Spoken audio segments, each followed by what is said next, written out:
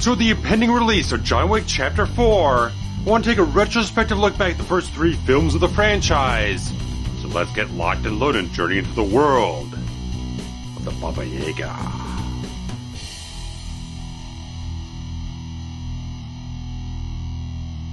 Following the death of his wife Helen, retired hitman John Wick mourns her while welcoming a final gift from her into his life, a sweet puppy named Daisy. However, after an encounter with a group of Russian gangsters, their leader Yosef invades his home at night, murders his dog, steals his prized Mustang. When his father Viggo learns of this altercation, he lays out the tale of John Wick, the man known as the Baba Yaga, the Boogeyman, who'd be sent to kill the scariest men alive, who achieved an impossible task 5 years earlier, to earn his way out of this life. Now with his last piece of hope to grieve in peace dead, Wick re-enters the world with a fierce precision, taking out everyone sent to kill him. He reconnects at the Continental Hotel run by Winston Scott, where an assassin's code maintains peace on the grounds, aside from the most bold who dare to break the rules. However, nothing will stand in John's way from ripping his vengeance from the young punk gangster, despite Viggo's every attempt to wipe Wick out. Yet even if he survives this maelstrom, further consequences lay in wait, with colleagues, enemies, and opportunistic acquaintances ready to square their sights directly on John Wick. So the origins of the John Wick franchise stem back to the screenplay that was written and developed by Derek Kolstad, who didn't have a whole lot of credits before this point in time, just like 2 Dolph Lundgren films that were done in 2012, and not much else. The thing was picked up by producer Basil Iwanek, who, this would be his first independent feature producing this thing, and eventually got in the hands of Keanu Reeves, who had been not getting the hottest track record the last couple of years at the box office, so he kind of felt like this was something that would be very commercial, very marketable, very action-packed, very simple type of thing to kind of get himself back up on the top of things, and really started thinking about his friends of David Leitch and Chad Stahelski, who had been stuntmen he worked with back on the Matrix trilogy, worked on Constantine together, and they've been working their way up into second unit directing. But they kind of looked at this thing like, we don't really want to just do second unit photography stuff. We want to actually do this as the main helmers of the entire thing, really step forward into that realm. And the thing went off with about $20 to $30 million budget, but the fact was, there's difficulty getting distributed for the whole thing because, well, they're first-time directors. We're not entirely certain which way this would kind of go, but eventually Lionsgate did pick up the entire distribution rights to the whole thing about 2 months before they eventually released it.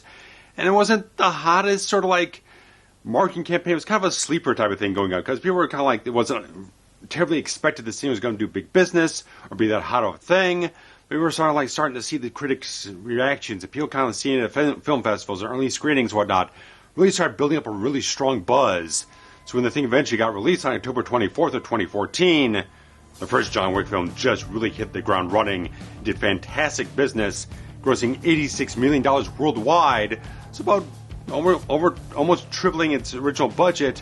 So a very strong success in that regard. So very critically well received, but really just came out of nowhere. As, like I said, kind of a sleeper hit in that regard, and really just, of course, re-energized Keanu's entire legacy going forward, and everything's been building up so very well over the last several years, just making him much more of a highly respected actor, where he's kind of like had this progression from like, okay, he's kind of okay with certain roles, some things don't go off a certain way, and he's kind of always doing like different types of films. He'll do a drama, he'll do an action film, do something sci-fi, he'll do something comedy somewhere. So he was always trying out different things to see what could grasp and what he could improve himself on and kind of build himself forward and kind of really commit himself to certain projects he felt strongly about the further along in his career he got. So the fact that he really just grasped on this and just found a remarkable type of team here with Stahelski, with Leitch, where the fact was, with Directors Guild rules, they're really kind of sketchy about doing like directing combos, 2 people or more directing the film, getting credit for it. And so I think it's the main thing, you have to be kind of like registered with them as like a team themselves, not like this guy and this guy just kind of team up with this whole thing. Really have to be registered together as like the Wachowskis or Coen Brothers, stuff like that, eventually in their careers, really get that stuff involved there. But the fact was, Stahelski had the main directing credit in this whole thing and continued on and has directed all the subsequent sequels up to this point in the franchise. Well, David Leitch kind of went off and did like Deadpool 2 and a few other things like Atomic Blonde here or there, so still kind of dancing around in the same thing, but Stahelski has had such a great track record going forward in this franchise, just hitting it so well every single time, really proving himself extremely well in that regard. And so much the thing that really impressed people was the fact that the action in the film was handled with such a refreshing quality that you got out of this entire phase of action movies where it was all the handheld stuff, the quick cuts, the shaky cam type of things that gotten so headache inducing. All the stuff you had, stuff like the Taken sequels and stuff like Alex Cross, and all these things are just like you're not even attempting to craft anything that seems coherent or comprehensible in any type of way. There's no style to anything. It been kind of lost when you had just a little bit of inflection from the Bourne franchise. You really wanted to do something that felt a little bit more grounded, but not too chaotic. And so it just got diluted and got in the hands of people who just really didn't know how to do things very well. And they come along with John Wick here, with Stahelski and Leach and whatnot, and 8711 Productions, who do a lot of fantastic stunt coordination, all these different things, the training involved across the board with all this physicality and the fights and whatnot. They just did such a great thing. One of it was the fact that they had such a limited budget, they really couldn't afford so much like second cameras and stuff like that, multi-camera angles to shoot a lot of the fight scenes, so they had to plan it out with longer shots, longer choreographed sequences to do in single takes and stuff like that, but it aided the film so extremely well because everything flows so very well. You see the physicality, the interactions with all the people on screen. You really get a sensibility like everything flows extremely well, how everything's put together in this regard. It just came off so refreshing in that regard, just punched things up, and you could see the trend starting to turn. Like a couple months, about 5-6 months after this, the first season of Daredevil premieres. You got those fantastic, like, one-take fight sequences that the entire series ended up being very much known for. And of course, the Mission Impossible franchise was really building off of what was done in Ghost Protocol, going up to Rogue Nation with Christopher Quart at the helm, just getting up on these very high-end action sequences, the fantastic practical stunts, kind of minimizing as much of the post-production work as possible, to try to do as many things in camera with stunt people, with the practical stuff, do everything on a practical sensibility to make everything so much more tangible for the audience, much more impactful. So everything was done in such a great way to craft the action so very well in this whole thing.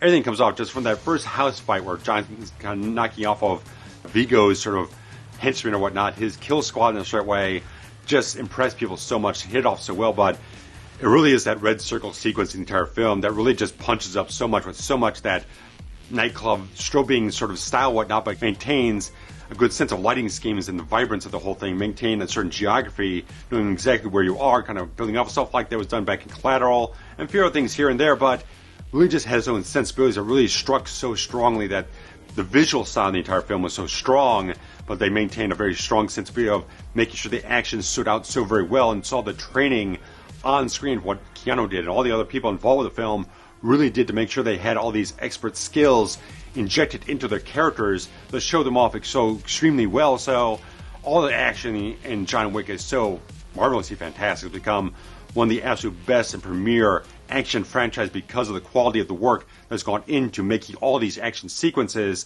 It just hit the ground running so well and put such a splash on the page for this franchise to really nail that so extremely well.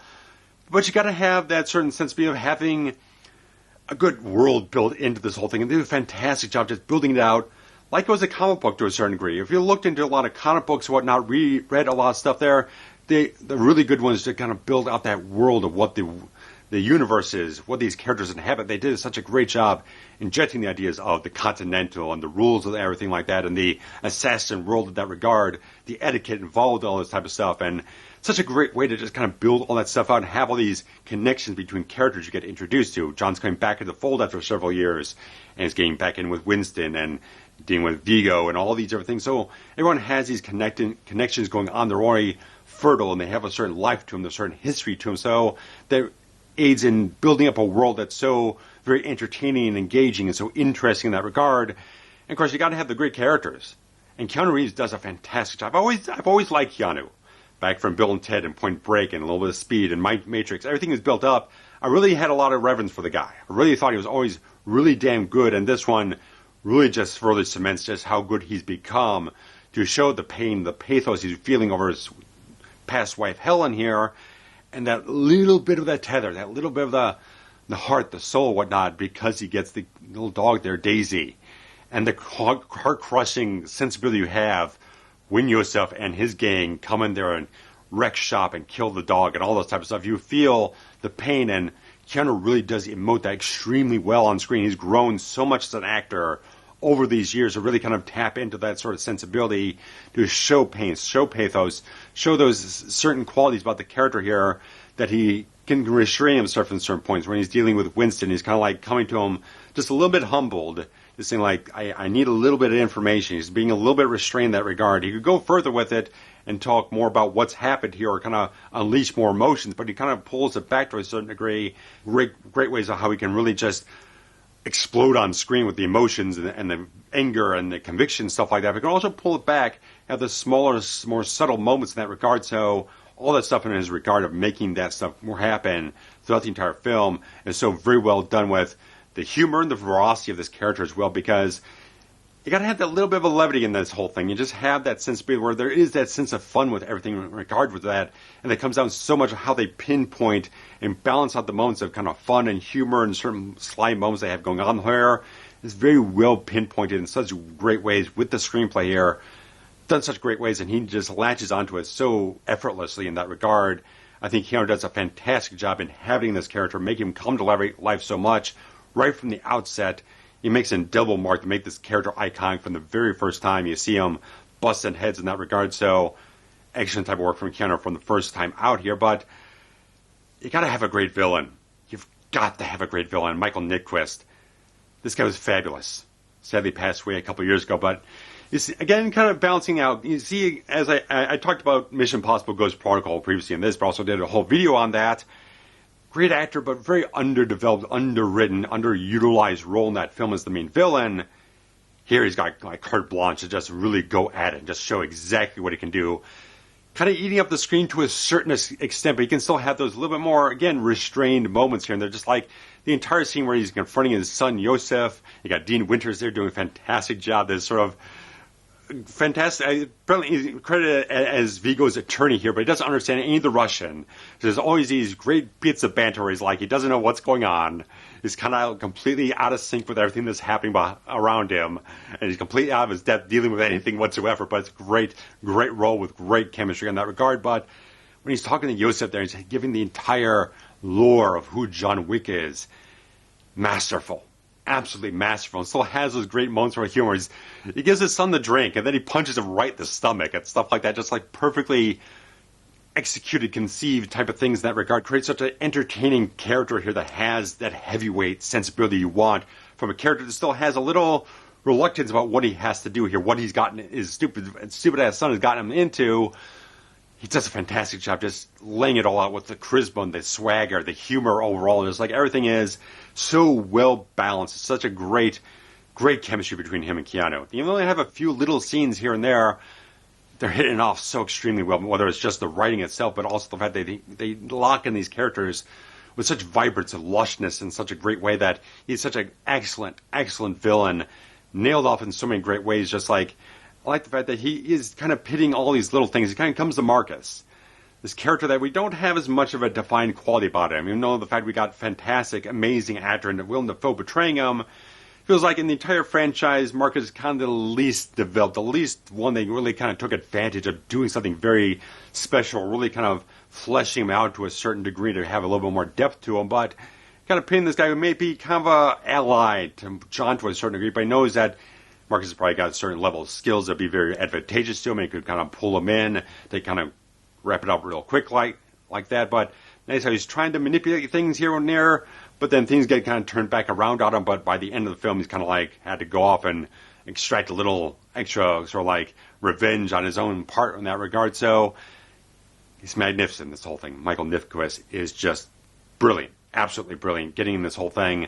I do feel like the end fight between Vigo and John Wick is a little anticlimactic to a certain degree. It's like there's such great build-up to it to a certain degree, but it doesn't feel like quite as much sizzle as you'd want. Not as much of a spark there. It's like kind of ends when he just gets stabbed in the shoulder and doesn't feel like a convincing sort of kill shot to a certain degree. So I always felt like there's a little lackluster in that regard, finishing off his character to such a convincing degree there, but the performance for the entire film and the writing of the character is so absolutely magnificent. He makes his character very, very iconic for the entire franchise and puts out amazing performance in that regard. But you have to Ian McShane here, playing the character of Winston Scott. Is like such an amazing actor. People know him from Deadwood and a bunch of other things here and there.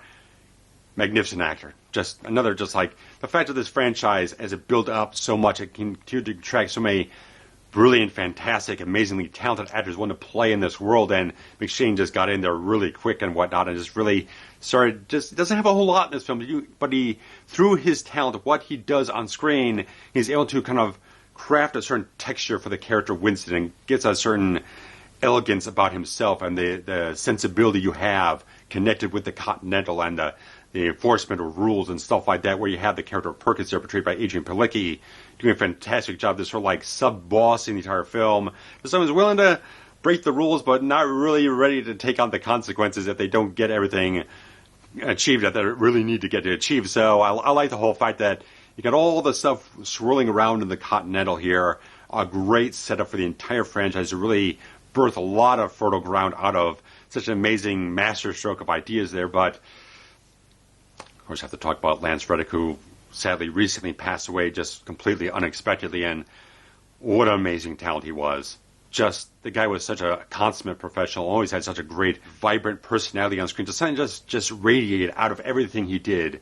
Everything he did, the stuff on The Wire, I saw him in The Guest, it was fantastic. Opposite Dan Stevens, and everything he did here as Sharon, that doesn't get named until the third film, which is kind of an odd thing. He's just known as kind of like the concierge up to that point, but he did a fantastic job, adding so much class and charm and the whole thing. Just like another person who just makes an immediate impression on the audience the first time he's introduced in the entire film.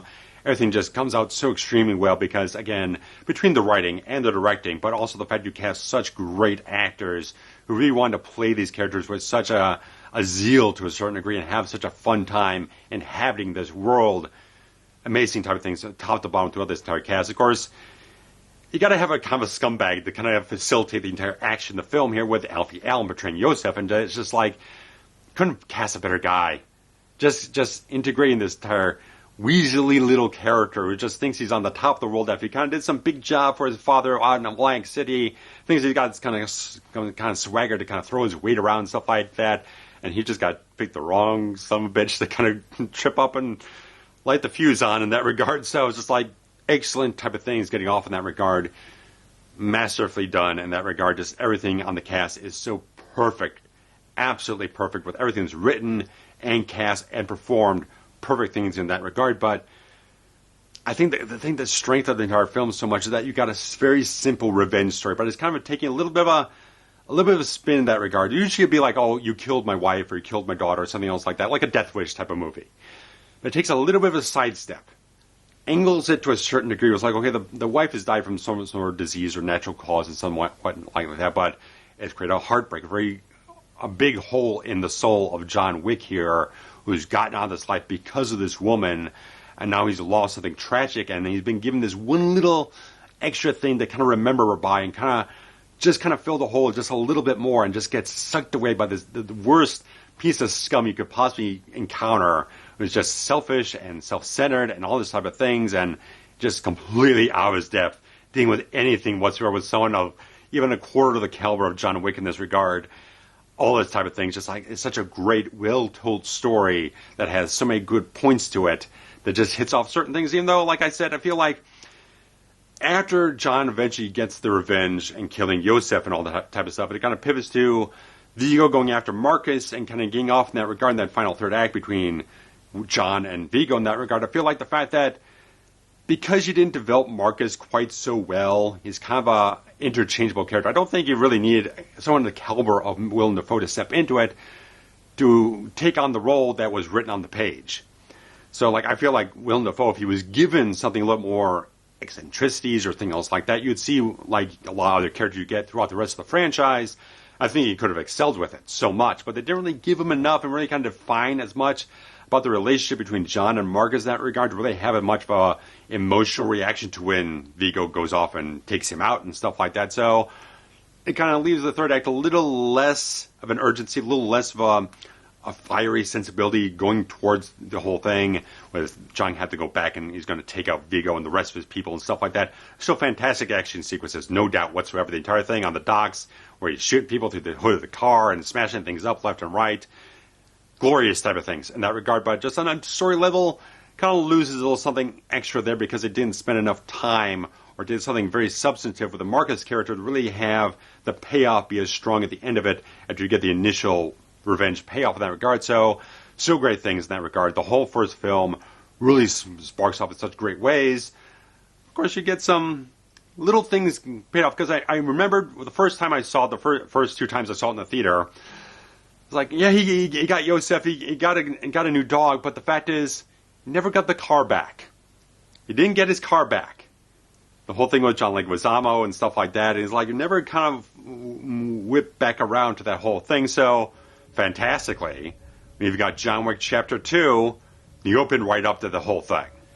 And opening February 10th of 2017, John Wick Chapter 2 grossed a whole lot more money than the first one, $171.5 million of a $40 million budget. So, building up box office. Every single film so far has built up just way bigger than the last one. So we'll see what happens with Chapter 4 here. But the fact they got a little bit more money, you can definitely see it on screen. There's a certain quality that feels like there's just a little bit more to play with. You can open up the world just a little bit more, and there's a little bit more visual style to it in a certain way, because they did move on from a different cinematography. The first one was done by John Cela, and all the sequels are actually shot by cinematographer Dan Laustin, who was actually Guillermo del Toro's main cinematographer for many, many years. So you definitely see the sequels just play with a much wider color palette. There's a lot more things they're playing with the lenses, with the shots, stuff like that. It just feels a little bit bigger, a little bit more expansive to a certain degree. It just feels like there's a little bit more stuff going on with the cinematography, just capturing more wider vibes of the entire thing. So everything just comes out much stronger in that regard. But like I said, I love how the entire film starts out, where John's just trying to get his car back now. He's healed up, he's got some little rest, he's a little bit more back on top of things, but now he's jumps right into the whole thing. He's chasing the other guy who's on the motorcycle, trying to get into the garage, run by Viggo's brother, played fantastic by Peter Stormare, who Keanu had worked with previously on Constantine. So wonderful to bring him back. And he's phenomenal in this entire sequence. And it doesn't have to do a whole lot with the fact that he's sitting in this office while everyone's kind of packing up the stuff to really get the hell out of town and stuff like that. And just having these fantastic reaction shots of all the shit that's going down in his garage. As John's wrecking shop, like he's just scared out of his mind. And he's just waiting, just fearful. Fearful for the time John's going to walk in there. But everything comes off. It's a fantastic action sequence. Just builds up so much after the climax of the last film with all the car stunts and stuff like that. This one just goes whole hog, shows exactly that they've got more time, they got more resources, they can do much more bigger things. Just fantastic type of things in that regard. Just everything going off in such a great way. We got a lot of stunts going on, a lot of different choreography, but it's a really good fight, a good sequence in that regard. And just kind of stepping off a little bit from Peter Stormare's character of Abram. But he just wanted his car back. He didn't come here to kill everyone and wreck shop, just like he just wanted to get his car and go. Everyone had to kind of get in his way, got to trying to kill him and get all this type of stuff. Everyone kind of blew it out of proportion. Just gave him his car, would have been fine. So he just kind of has this thing like peace and stuff like that and walks off, and he's the last guy pretty much left of his entire organization. So, but it's just the fact that this film does exactly what a good sequel is supposed to do. It builds on what you had before and expands things out a little bit further. They expand things about the high table, about the Continental, about the markers, stuff like that, how John eventually did get out. A little bit further context with stuff like that. So there's little extra things on there. And so even though it seemed like in the first film he just did this impossible job for Viggo and he was out, fewer little things where you kind of expand the world and can see a little bit more consequences, a little bit more complexity, stuff like that.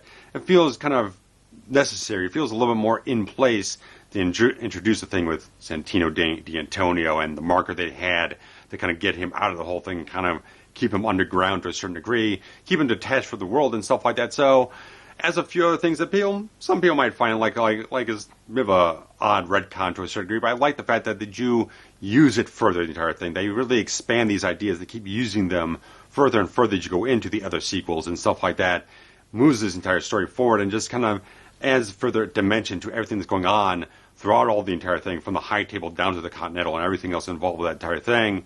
So the fact is, when you get the character of Santino showing up with the marker and stuff like that, when to cash it in, because John's sent back in the world a little bit, and he thinks he's kind of fair game to kind of swirl around and opportunize certain things that are going on, that he wants to manipulate things with the high table and stuff like that. I think that's becomes a really good thing that they have in the entire film to kind of, again, expand the world and add a little bit more consequence, a little bit more machinations for the villains and stuff like that. So utilizing John and kind of leveraging to a certain degree where he doesn't really have much of a choice the real great thing I love the entire film, where the fact that he is doing this reluctant job, he's forced to do this, that he doesn't want to. He has to go off and kill somebody he doesn't want to. Someone he actually seems to have a little bit of a respect for, a little bit of a commonality with Gianna D'Antonio, is the fact that it creates that great dichotomy between him and Coleman's character of Cassian.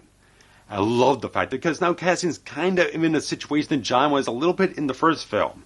He's just trying to avenge something at this point in time, because he went off and killed his charge, his boss, the person he was protecting, and now he's going to kind of have to avenge that type of thing. He's going to kind of put it right to a certain degree.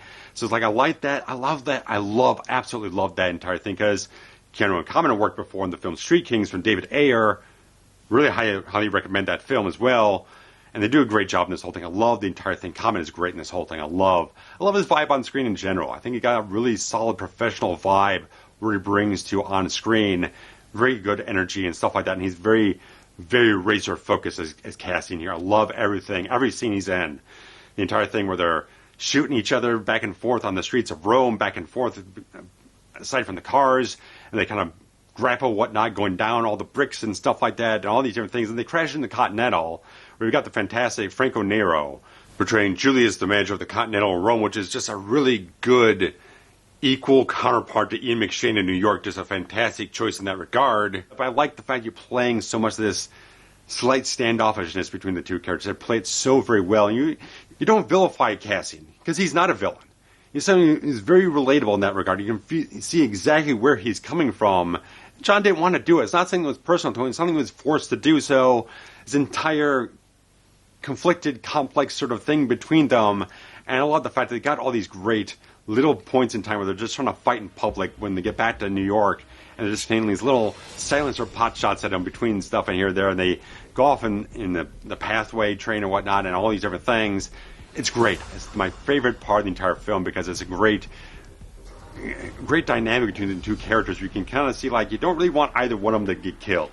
You're kind of rooting for kind of both of them to kind of get out of it and kind of turn a corner or something else like that. And the fact they kind of leave it with a little bit of crack of a door open where Cassian can return. John didn't really want to kill him, he just had to incapacitate him enough to get him off his back. So he stabbed him, but we left him when he was still alive the last we saw him. So there was still a possibility we could get another shoe drop in that relationship and the entire conflict in that regard. I very much like to see that, because I thought Coleman did a fantastic job getting this character off and doing some great things in that regard. But someone who's a definite villain here is Riccardo Scamarcio, who's portraying the character of Santino D'Antonio. It's like, he's such this gleefully slithering snake of a character. It's like, you know this guy's going to get it at some point in time. It's like, he's just trying to twist the entire situation around, and he thinks he's got so much arrogance and ego about him that he can just unleash the world upon John. It's just going to take care of the problem itself. All that type of stuff is just like, he's just not quite tuned in to the Pandora's box he has opened at this point in time that's just going to ravage him so badly and get him just completely screwed over.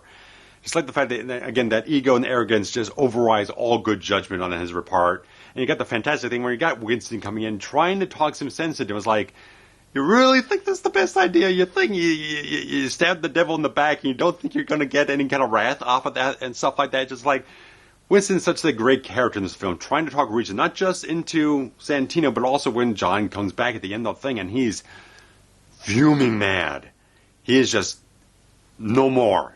And he's there with the gun in the Continental Lounge and stuff like that. It's like, Winston's trying to talk that rationale, and it's like, it's not worth it. This guy is not worth it. Just step away, walk away, stuff like that. I like the fact that his first film, he's playing a little bit on John's side, kind of going off that thing, but now this time he's a little bit on the neutral side, just kind of like trying to abide by the rules and stuff like that, trying to remind people exactly what the rules of the world are that we live in and stuff like that, stuff that we abide by, trying to like step off from your high horse or step off from the impulses, kind of look at things a little bit more objectively and take the right course of action, which none of these guys actually do and stuff like that. But the fact that you got that nice cog in there where it does seem like he just kind of shades, kind of tips from one film a little bit over to the other, exactly where his alignment really is in the story and stuff like that. So it's a very nice type of thing. You're going to have that type of character kind of pivot as the story kind of takes a little bit of a different complexion. The consequences got to get leaned over a little bit further here and there.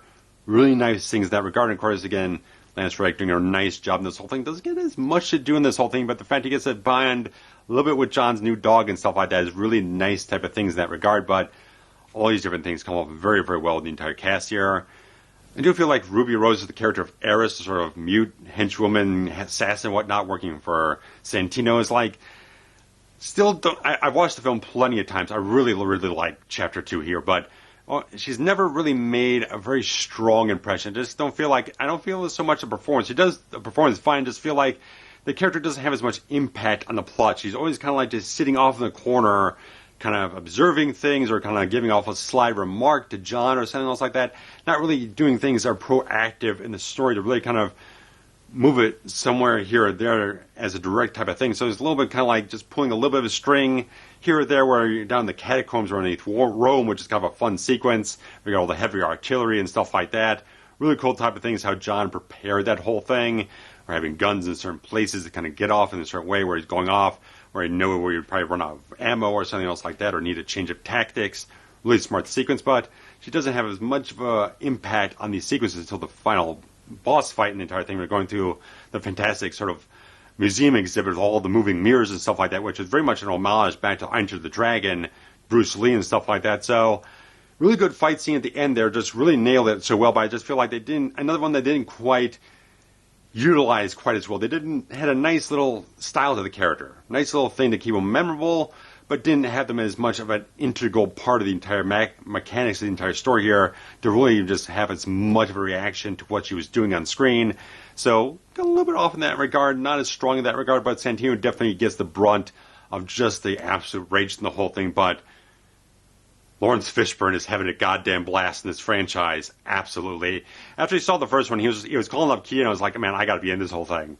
This is exciting. I want to be involved in this whole thing, and he does a fantastic job at Bowery King, just being big, theatrical, just bravado in that regard. Just a great character, with just a few scenes to kind of set him up and kind of get a little bit forward on the whole thing, but it just expands the world out further. There's a little bit more of a deeper underground, all those type of stuff. You got that Southern Continental, which is more high end. You got these people who are a little bit more street level, kind of crawling in and out of the sewers and the corners of the entire thing.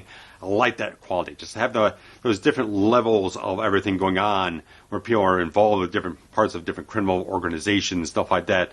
They all kind of answer the high table to a certain degree, but they all have their certain agendas, their certain intricacies, their own little kingdoms here and there and whatnot in Manhattan. So great thing having him involved. Awesome type of thing, just having him and Keanu. They know they're just, you can see a little extra vibe, a little bit more spark going off between the two of them in the entire film. They know these two are great friends. They really love working together, and they have some great stuff going on throughout the entire film. In terms of the story and the whole thing, I think there's a good quality involved with the story here.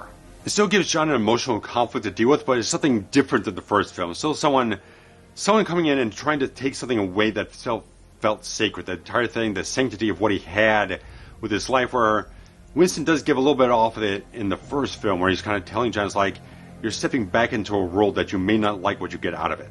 You can't so easily just step in and step back out without some other thing coming out after you. Some other thing coming out of the woodwork. Some other consequences arising for someone who has as much of a history behind you as you do. So I like that this film plays towards that idea there, where Santino comes in and cashes in the marker, and you can't kill the guy who carries your marker. You can't deny what he wants, because then you forfeit your own life and stuff like that. You're forced to it because you bound yourself to this slithering snake of a character here that you knew was very powerful and get you what you wanted, but you have to take the consequences of what you put yourself into.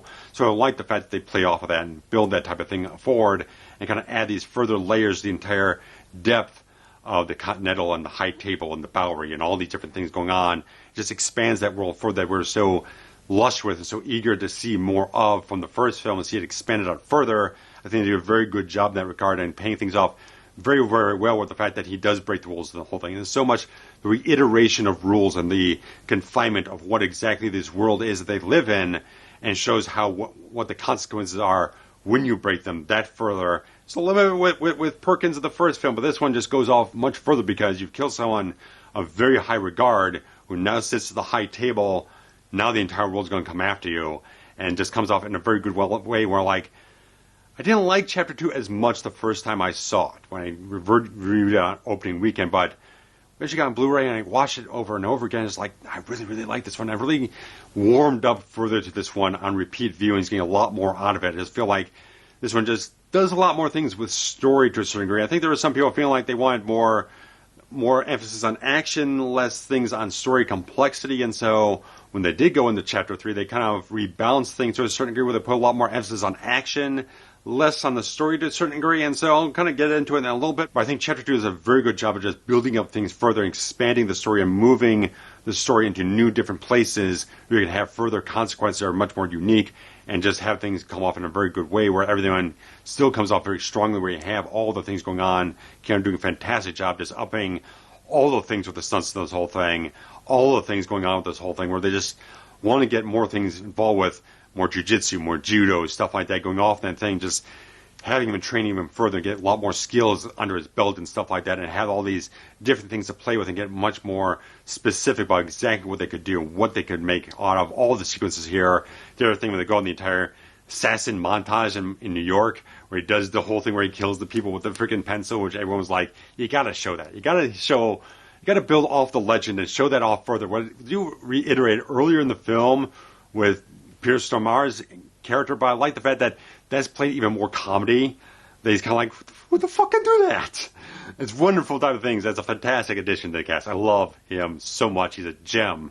But everything goes off. I really, really like this film. I think there's a nice balance between the action and the story and stuff like that, and expanding the world out to a certain degree. So, a lot of good things in that regard. And something very interesting about the entire franchise is the music involved with it, because I like so much the score is done by Tyler Bates and Joel J. Richard. Just this pulsating electronic kind of rock type of thing going on that just has this intense edge to the entire thing. Just like everything comes off very well. But I like the fact that they have a recognizable theme in the whole thing that goes through the entire franchise here. It's very recognizable, identifiable, stuff like that. So it's like such a great ambiance and atmosphere to the whole thing that also taps in a little bit of ominous stuff here and there. There's really good things in that regard. Just have the action cues come off pounding and pulsating in that regard, but also really good things in terms of they had some good tracks that they put into just licensed stuff and stuff that was composed for the films themselves.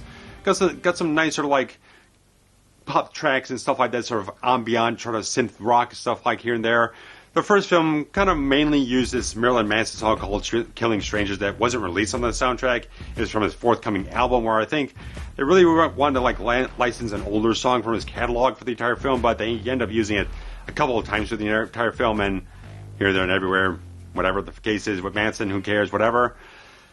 Second film in the franchise, you still have all the same people involved with the entire score, whatnot, doing fantastic work in that regard, just amping up what they did before, maintaining consistent work in that regard, but the second film gets Jerry Cantrell of Alice in Chains doing his own song for the film called A Job to Do, and it's like, I'm a massive Alice in Chains fan. I think Cantrell's a fantastic songwriter. Great things in that regard, just adding that entire film as the song that closes out the entire film over the credits. So not a lot of pop tracks or anything like that going off through the course of the movie, but just the fact that really, really good song adds a certain tinge to the whole thing. A little bit more of a melancholy, sorrowful type of feel at the end of the film there, knowing what John's kind of got himself into at this point in time, where he's going to be excommunicado and he's got to go off on the run, and so there's a little bit more of a somber sensibility at the end of the film here. But I like so much the fact that the third film, Parabellum, again, still maintaining great score and stuff like that, but the fact was, I love this entire thing, saw it in the theater, didn't know this was coming. The entire film ends with a brand new song from Bush called Bullet Holes. Fantastic. And Gavin Rossdale, the lead singer of Bush, appeared in Constantine with Keanu Reeves back in 2005. All things kind of wrapped back around. I love the entire connection that this stuff has back to his filmography. People he worked with before, or they're actors, or the stunt people, or directors, or people contributing to the soundtrack in that regard. Really good things in that regard. Just I love this song. It's fantastic. Awesome type things. That's the thing that got me amped up to really get this video going over and over again. Excellent video. The video premiered right on opening day, so I got to see it Thursday night and went off and saw the video the next day and got hooked into the song so much. Awesome type things. It just hit off so well. It was also included on their subsequent album, The Kingdom, which is a great album. I highly recommend it. Great rock tracks and stuff like that all over the place. Really amps it up so much. It's this perfect, kind of an iconic John Wick song. Just encapsulates the feeling and the vibes, the energy so much. Everything off that regard is a perfect fusion of quality and sound and all that type of stuff. Nails it so well. Just getting off in Chapter 3, Parabellum, in such a great way. having this film just hit off on so many interesting things, where, again, you've got the thing starting off where he's getting... Winston gave him an hour head start, which gets Winston into a lot of trouble with the high table and stuff like that. So it's just like everything going off right from the start, where the entire opening of this film, the entire extended action sequences, everything goes off. And like maybe like the first half an hour or so is some of the best action I've ever seen, just mind-blowing. Just starting off in the New York Public Library, where he's going up against the character of Ernest, who is apparently like a basketball player in real life. The entire thing just kills him with a fucking book, just beats the shit out of him, breaks his neck, all this type of stuff. Weapons of Opportunity is what Keanu Reeves called it. And that's a perfect way to kind of encapsulate the style of action for John Wick in that regard. It's like anything that's within reach, it's just something he could turn into a deadly weapon, no matter what it is. And like everything that goes off, where he's running through the streets and he's going off here and there and everywhere, dodging people and all the type of stuff, going into the knife fight, the knife history museum and stuff like that. The fact that he does the whole thing first off when he gets in there, and he has to kind of disassemble and reassemble his gun just to get one shot off for one guy, is very inspired type of things in that regard. But the knife fight is the best thing in the entire film. It really is. Just, it's incredible type of things. Again, weapons of opportunity for everyone involved. They just suddenly realize, wait a second, we're surrounded by like 100 freaking weapons with sharp edges right now, and everything just goes off magnificently well in that regard. Just like everything goes off, so from there, everywhere, up to the point where he has to cash in his ticket with Anjelica Huston, where you find out more of his origin story. All these little things where it's just like you get further deeper in the whole thing, where he's Jardani Janovich. So that's his real actual name. And he moved over to being John Wick and all these different things. So it's like all these little extra things they're using to further expand the ideas out. Even though some people might feel like it's getting a little on the silly side. Some people have had some criticisms. They feel like it's a little overdone. It's a little straining of credibility. There's so many assassins just in New York alone and all these different things. You can see that if you're invested in the film, if you're locked into the vibes and the storytelling and the action sequences and everything that's going on, you have with the drama and the characters and the sense of humor in a certain way. It's not taking things deathly seriously 100% of the time. It's still maintaining a certain sense of fun and adventure with the entire thing. You can tap into a little bit of a comic book styling in that regard to have a little bit of a sillier, more exaggerated concept at certain degrees, where he's dealing with Anjelica Huston's character, just known as the director in that regard, with the ballerinas and then the guys doing the wrestling and stuff like that. All these different facets of training to get up to being people who were like John Wick and stuff like that. So I like the fact that there are certain things in the story that I feel like are like I said, there's a much more heavier emphasis on the action here, a little less so the story here. I feel like the story throughout the entire point of John Wick Chapter 3 feels like only half fulfilled to a certain degree. It feels like there's not as much of a catharsis, because I think the fact that this one's kind of missing that integral element you had in the first year, where there's a very personal vendetta to a certain degree. The first one was against Yosef. The next one is against Santino. There's something very personal involved with the story for John Wick at the first two films that is not present in the third one.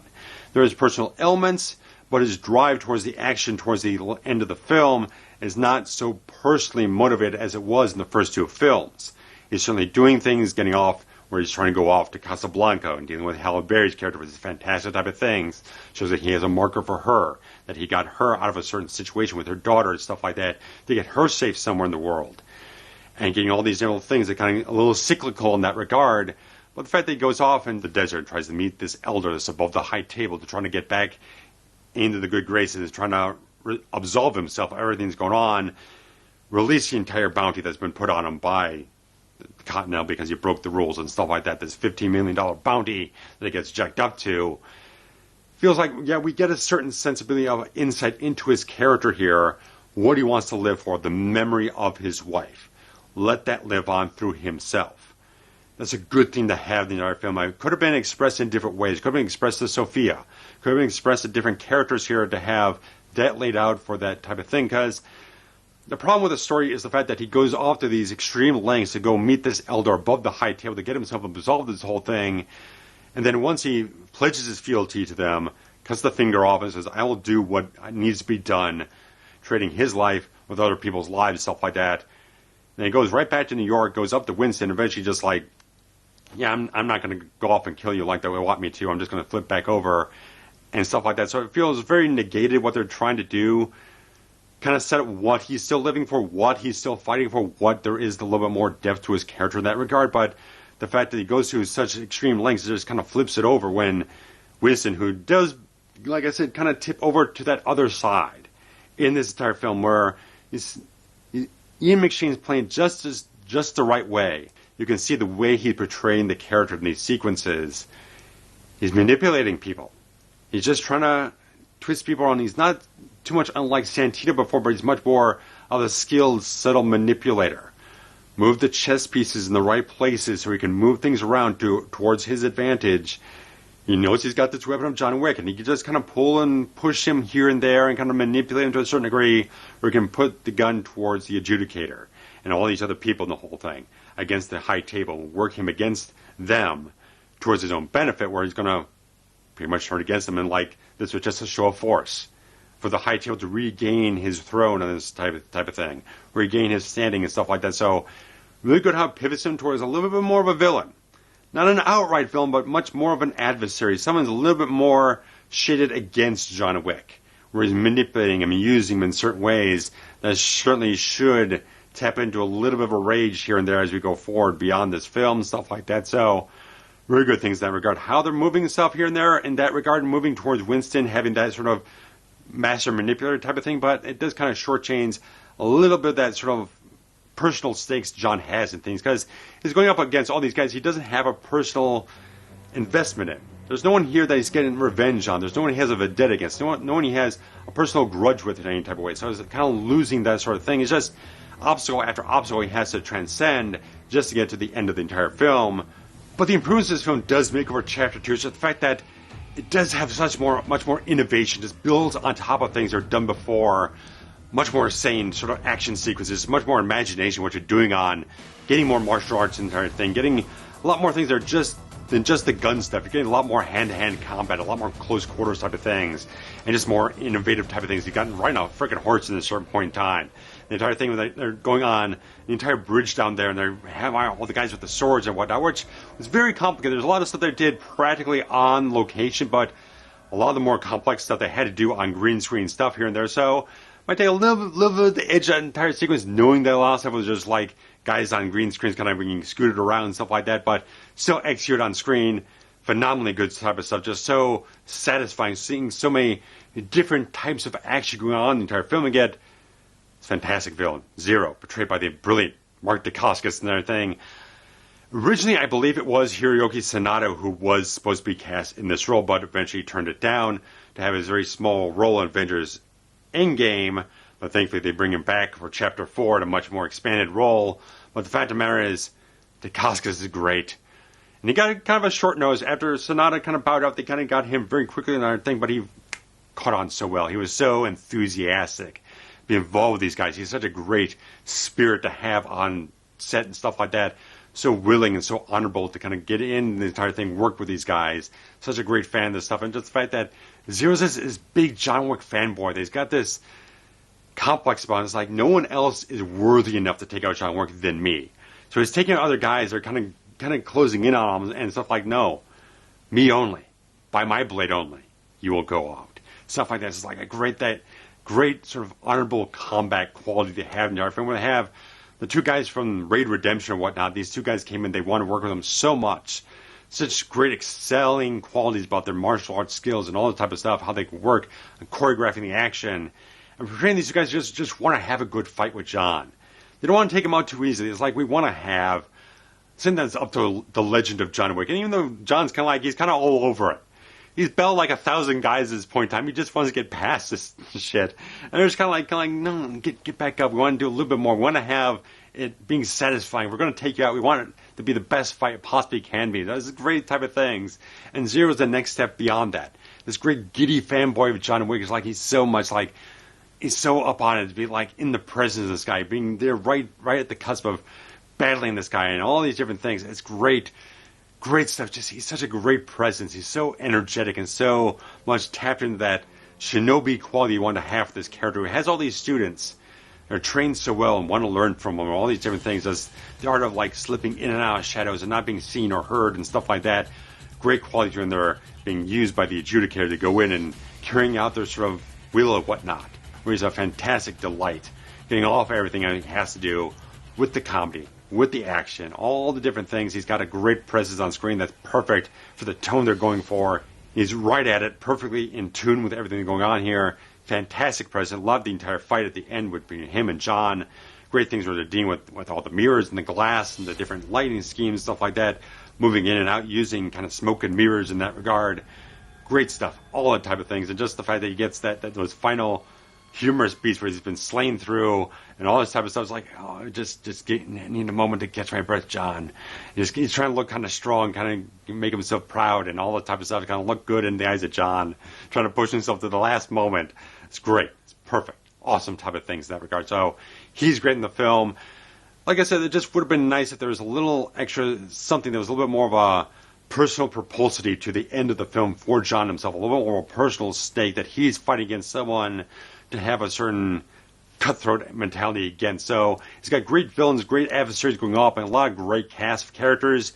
This feels like it's a little bit more towards Winston's game at the end of the entire film, him using him and Sharon, Lance Reddick going off to battle the high table and kind of reclaim and show strength and whatnot.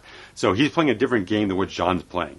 He's not letting him in on. So I like the fact they're playing that with Winston. It just feels a little bit at the expense of having good, well-rounded story for John himself in the entire film. So a little bit of things here and there where it's like there's great, amazing, brilliant action to the entire film. It just expands so much further on the stories and the ideas in the entire thing where there's no consequences. Last one's about rules. Now comes the consequences. Everyone's got to face up and deal with things. And the fact that the film ends where it's John and the Bowery King, they're wounded, they're scratched up and stuff like that, but they're mad. They're damn mad. And it just leaves you off on a great hook. Yeah, you want to see Laurence Fishburne and Keanu Reeves teaming up to wreak some goddamn havoc. It's something to be very much excited for in the next film, but the absolute star through the entire film is the action sequences. Everything comes off such just wider imagination. They put in $75 million on this film, going back over $327 million. It's like just exceptionally building up. It almost like double the box office take from the last film when they put in just enough more, just a lot more. They can do more with effects, much more elaborate sequences, get a lot more cast involved, a lot more expansive type of things in the world they're going off of when they go off in Casablanca, deal with Sophia, and they have the entire sequence with the damn dogs. It's a great scene. The dogs are fantastic. Excellent stuff. It might feel like it goes on a little long because there's not as much of a defined sort of like end point for the entire thing. They're just kind of like weaving through waves and waves of bad guys until there's just no bad guys left. But in regards to that, the dogs are fantastic. Amazingly well trained. Getting off in such a brilliant sequence, just like everything they had at their disposal, they used to the absolute maximum effect. Get great action sequences, great things, just get you pumped up to a degree. The only thing I don't quite like so much is when you got the guys in the body armor and stuff like that, storing the Continental. It's just not quite as interesting to me. When you got all the stuff, the sword fights and the martial arts sequences, the knife fights and stuff like that, it's a little less imaginative. It's a little bit more kind of plain, straightforward type of thing that doesn't have as much of a visceral sort of quality to it that you have when you have the close quarters type of things and stuff like that. So it's the only sequence that feels like it's not quite as good as the stuff that surrounds it to a certain degree, and it feels like it might go on a little long, but the fact is when you get up to John in the glass room and stuff like that, it really kind of amplifies things so much more because it's such just more personal, intimate combat type of things and much more inventive use of the characters and the surroundings you have. Very good things in that regard. So I think it's such a great, great film on the edge of the action, just a little less than developed on the story end of things in certain places, but still has some great moments, developing characters so well, getting further deeper into John's backstory, what his origins are, deeper into his soul to a certain degree, what motivates him at this point in time, why he still wants to live instead of just going off and killing people just because that's what you think you do. Give him a purpose to want to keep going forward and gives him something further and stuff like that. So I like all these little elements and stuff like that. And the fact that, again, Lance Reddick gets some action in this entire film is really good type of things. He just, every time they gave him a little something more, he delivered every single time and everything he ever did. Just a phenomenal actor, phenomenal talent, phenomenal person, all these type of things. So like they had such a great swath of just talent involved in this thing. They were so vibrant, so very much committed to everything, and did such a great job delivering such an amazing set of three films here. a lot of things mixed in this entire franchise that's from Hong Kong cinema, samurai films, western, stuff like that. You know, get a little bit of a western feel into the music every so often. Just a little bit of a thing here and there. Just kind of tap into that type of feeling overall. So they got all these things that are so very compatible when you get them into this new noir setting. And it hits off such a great way. It's just fusion of different ideas and feelings and influences so much. Thank you so much, guys. I'd like to hear all your thoughts about the first 3 films. Because when I reviewed Chapter 2, I was a little less than enthusiastic about it, so I really wanted to go back and reaffirm and freshen up my ideas and my thoughts about the first 3 films, because I never did 3 as its own video, so this covers everything up to date when you go into Chapter 4, and let me know exactly what you feel about these first 3 films. And there's always the Patreon to contribute something every month. The little contribution gets you early access to everything, plus a downloadable archive of every single audio comedy we've done on the channel. Plus, there's a super thanks feature. You can contribute any amount of money you want to any particular video you find exceptionally entertaining or useful or anything like that. You like it especially well. There's that, but also just commenting, liking, subscribing, sharing links around enormously helps out the channel to expand and still maintain a strong foothold. Get a lot of views, keep things going in such great ways to make a healthy channel here. So thank you very much, guys. Take care. Bye-bye.